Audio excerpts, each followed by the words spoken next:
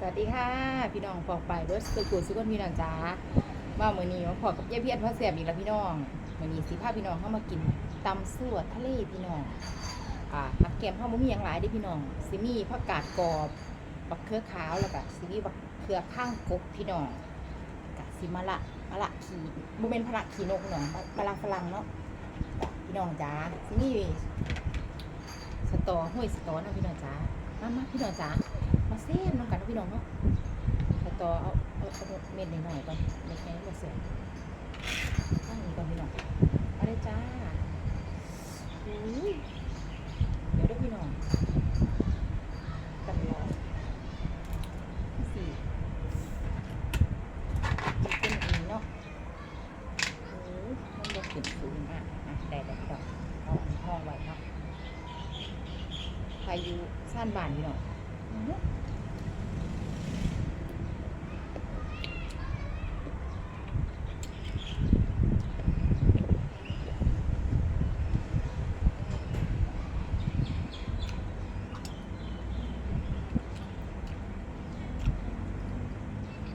สวยเลยอ่ะ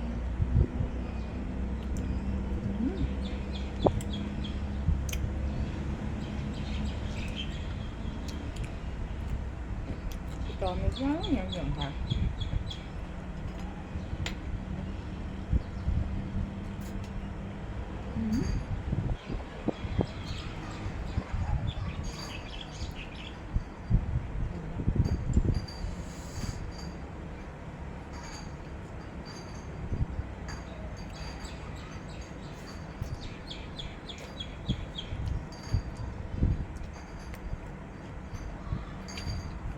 สุดยอดแน่พี่น้องค่ะ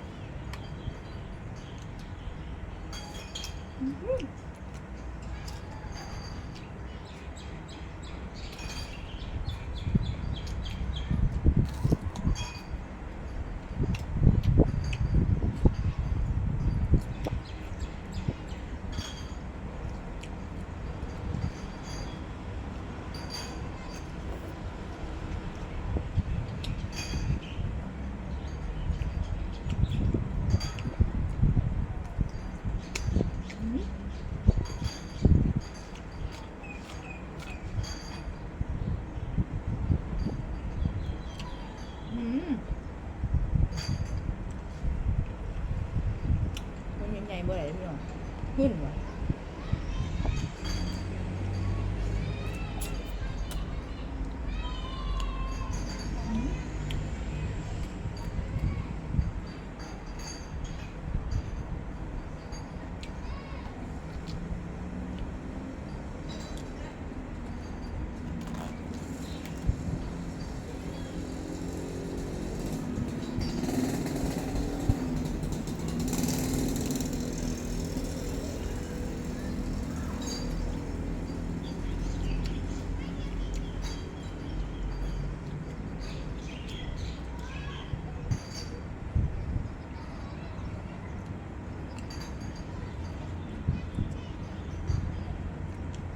ปลาไม่เหนียวเลยพี่น้อง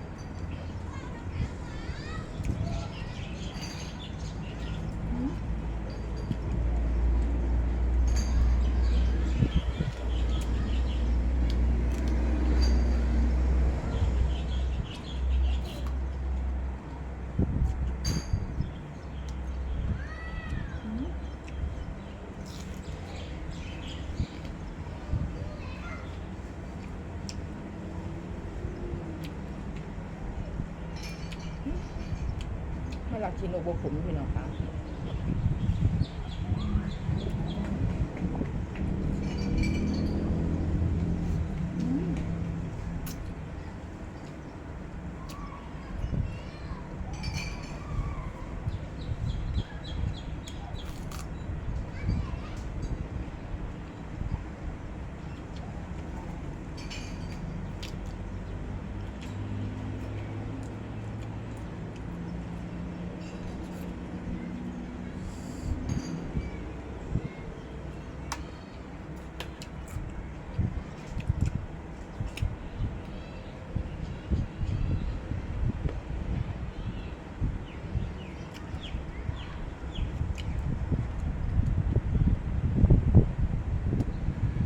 งคือเป็นเหมือนๆเนาะ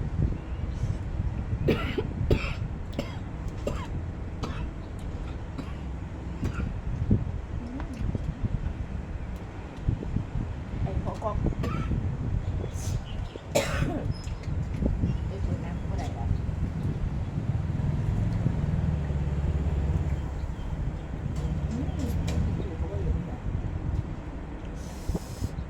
เสียงโมมากพี่น้องค่ะเลยด้วยค่ะเด้อ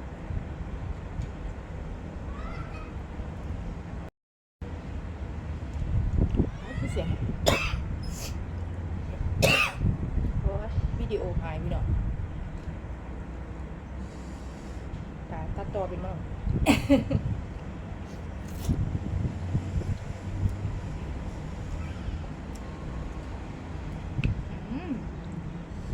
หายไปเรื่อยๆแบบพี่น้อง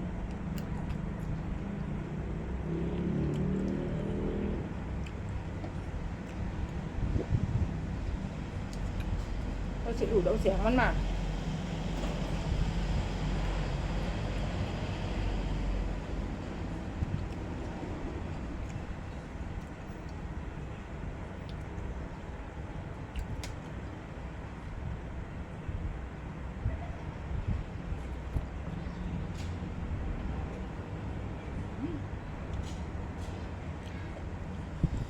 ปลาที่มันดีพี่น้อง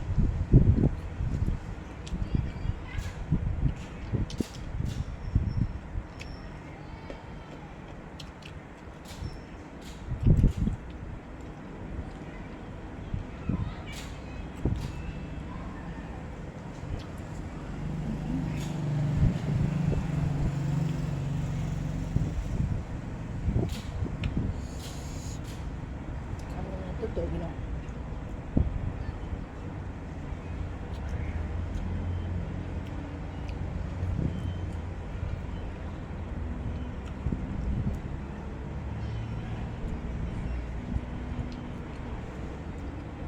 เอาใหม่ก็พี่น้องระวังหันวิดีโอยุด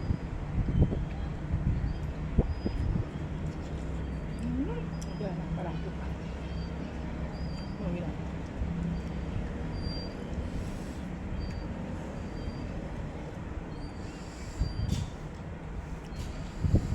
เดี๋ยวเสียงก็ต้องพูดถึงพี่น้องค่ะเดี๋ยวเพชรก็ต้องพูดถึงอีก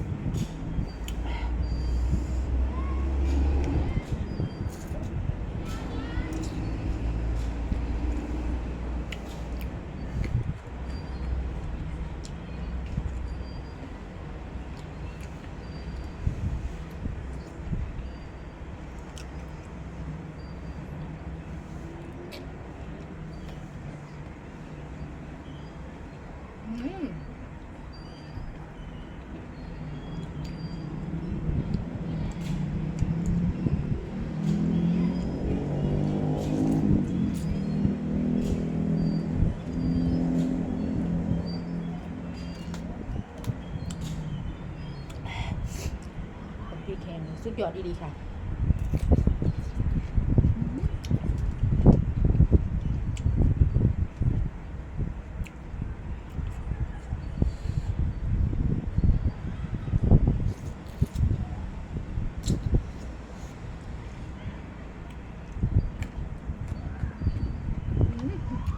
จะบอกพี่เดียว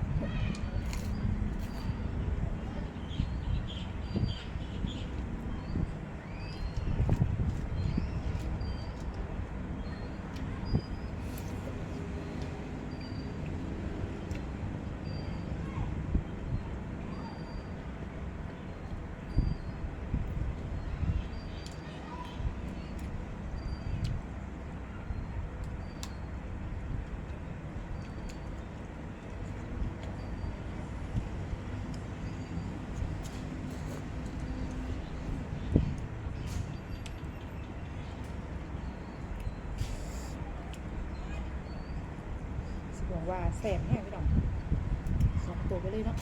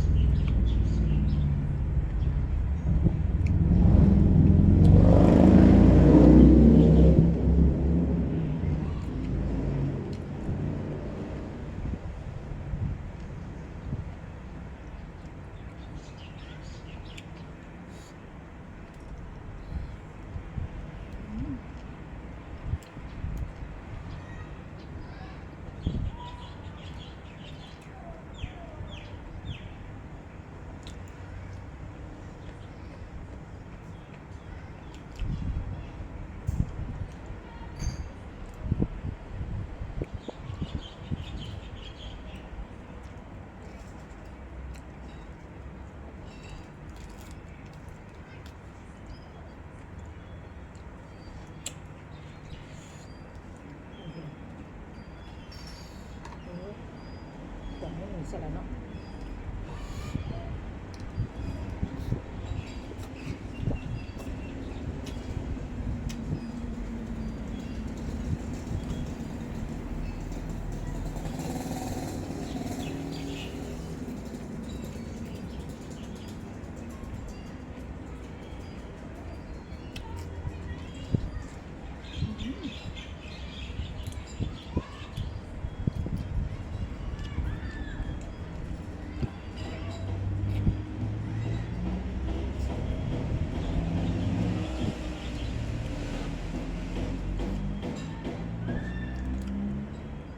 แซ่บแห้งพี่น้อง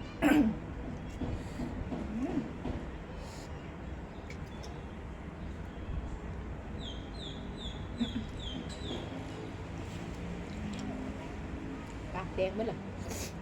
เผ็ดแห้งพี่น้อง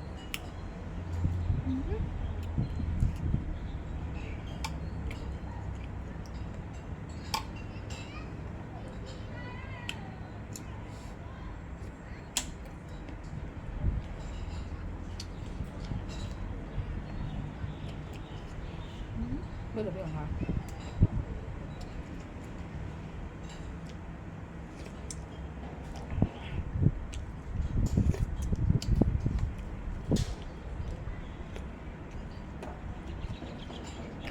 พี่ลา